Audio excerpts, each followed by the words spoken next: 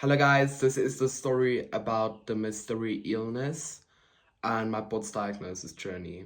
So in the beginning of this year, I fell ill and I was rushed to hospital for dehydration. I always thought it was just because of the seawater. We were at Margate, we were having vacation. And in the hospital, they saw that I have high blood pressure, hypertension, and my heartbeat isn't normal. So I think let's rewind and go to the backstory. So at 12, I started realizing that I had heart palpitations before I go to bed at night. It was like I could hear my heart beating, and I didn't know what it was called at the time, but I did inform my parents. And my mom had anxiety. She still has anxiety, but when she was younger, she also had the heart palpitations. And they said it was because of anxiety. So I also thought, okay, I have anxiety. And we also informed doctors about this, and they said it's most probably just anxiety. So years went by. I was at the doctors multiple times. They checked my blood pressure. It was high every time, and they just said it's because I'm sick or whatever. It's nothing to worry about. Everything is fine. At this point, everybody's thinking I have anxiety. And I know this isn't anxiety. I know it's something more. At the beginning of this year, I was admitted at Margate Hospital, and there is where the doctors realized that something is actually wrong and they should start doing tests on me. So I was in multiple hospitals, hospital to hospital, and they couldn't find anything wrong. They did MRIs, CT scans, multiple blood. Guys, if I say multiple, I mean probably more than 100 blood tests on me, and they couldn't find a diagnosis. But I was determined to keep on fighting and keep on looking at what is causing this. Nobody knew what was wrong, and it was such a debilitating feeling to not know, am I gonna die or am I gonna live, because they cannot find anything that's wrong with me. And so I end up with my childhood doctor. She starts running tests. She does a bunch of tests and says that no, I am mentally ill and should get booked into a facility to help me deal with these anxiety symptoms of mine because it was severe. I got booked into the mental facility. I stayed for 3 weeks, and they didn't give a diagnosis that could lead to any of these symptoms. And they also said that I am not making it up in my head. So now we knew, okay, that this is real.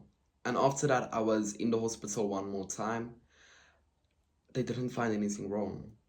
In this year, I have been in more than 20 hospitals. I have been in more than 20 emergency rooms. I have seen more than 20 doctors, and nobody can tell me what's wrong with me. And so I left my childhood doctor, the one that sent me to the mental facility, and I got a new doctor.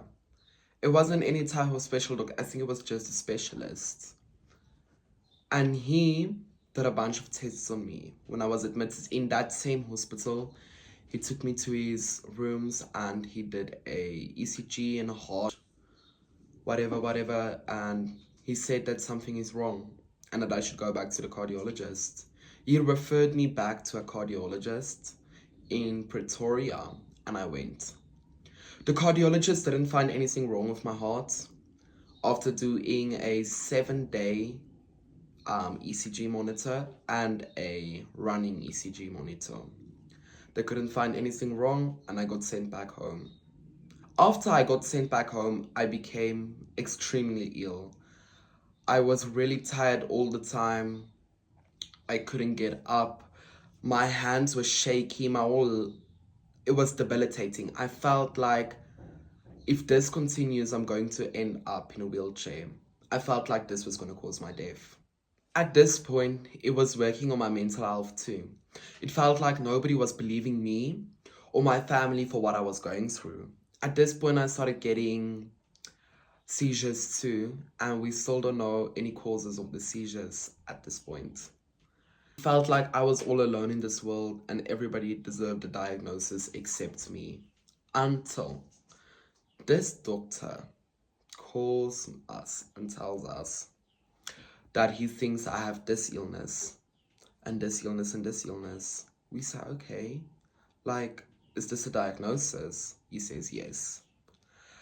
When I got my diagnosis, I was happy and I was sad. It was a very difficult feeling to deal with at the same time. I was happy and I was sad because we suspected thoughts from the beginning, but being diagnosed, it was a different feeling than what I expected. I expected to be happy to be able to get treatment, but when I was diagnosed, I was like, this is for real now.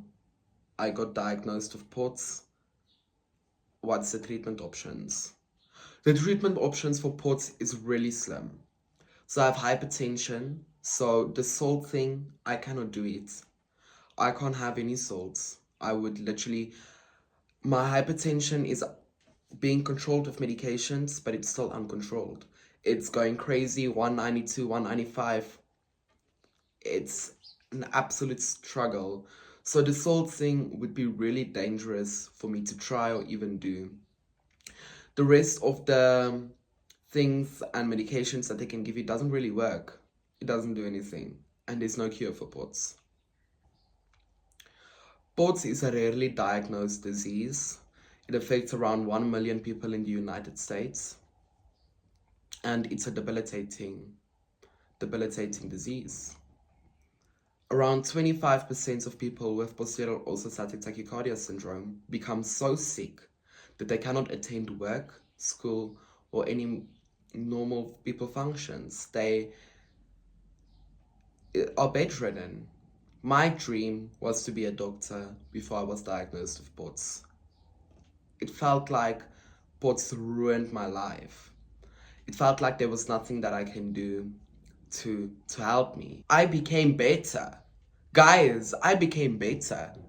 No symptoms, nothing. I became better for around 4 weeks to 8 weeks. I became better. I had absolutely no symptoms. I was living my life. I thought, wow, is this what people feel like? Normal people. And it all just came back recently. It just started flooding back. My blood pressure was into a hypertensive crisis most of the time. I felt like I was going to throw up. I felt nauseous. Like, it was bad, y'all. It was bad. It felt every time I did anything, it felt like I was going to pass out. Standing up for a normal person is just an everyday behavior. But when you have POTS, you think about standing up. Before I stand up, I need to think about what it's going to do to me and how it's going to affect me. When I stand up, I always touch something or make sure I don't faint. Because that is an everyday life for us. POTS is a real disease and it has very real symptoms. It's not a mental health disorder, it's a real disease. What is POTS caused by? POTS is caused by a number of things. They don't know they haven't done enough research. They're not putting any research into a cure. They're not putting any research into what causes it and exactly how it works because they don't care. Anyway, a summary of what just happened. It took me around 6 months to get a POTS diagnosis and I don't have treatment.